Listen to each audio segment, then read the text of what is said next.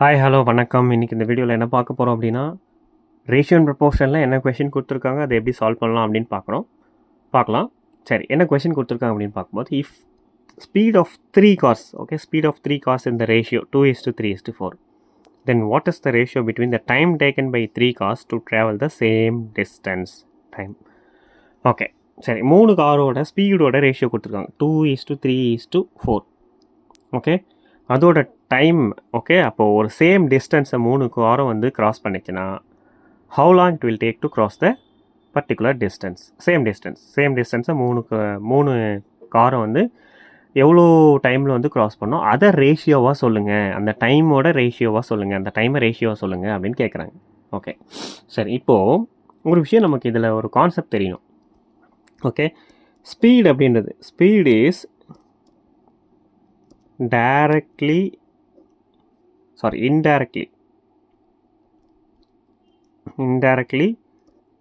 proportionate to time. Okay, indirect proportion கீழே எழுதிக்கிறேன், indirect proportion. ஸ்பீடும் time வந்து பார்த்தீங்கன்னா எப்பவுமே இன்டைரக்ட் ப்ரொபோர்ஷனில் இருக்கும். எப்படி?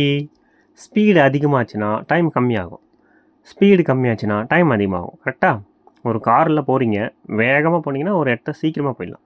பட் இதே ஸ்லோவாக போச்சுன்னா டைம் வந்து அதிகமாகும். இதுதான் இன்டைரக்ட் ப்ரொபோர்ஷனல் அப்படின்னு சொல்லுவாங்க. ஓகே, இப்போ ஸ்பீடு என்ன இருக்குது?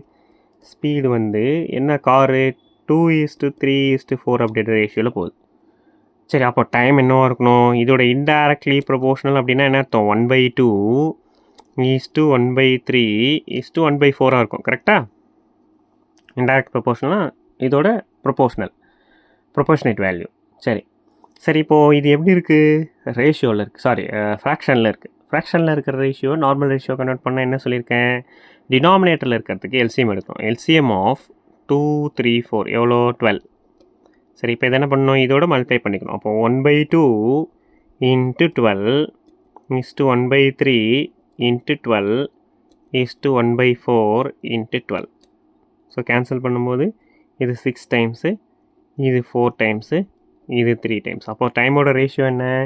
6:4:3. இதுதான் அந்த டைமோட, இந்த 3 காரோட ஒரு பர்டிகுலர் டிஸ்டன்ஸில் க்ராஸ் பண்ணக்கூடிய டைமோட ரேஷியோ 6:4:3.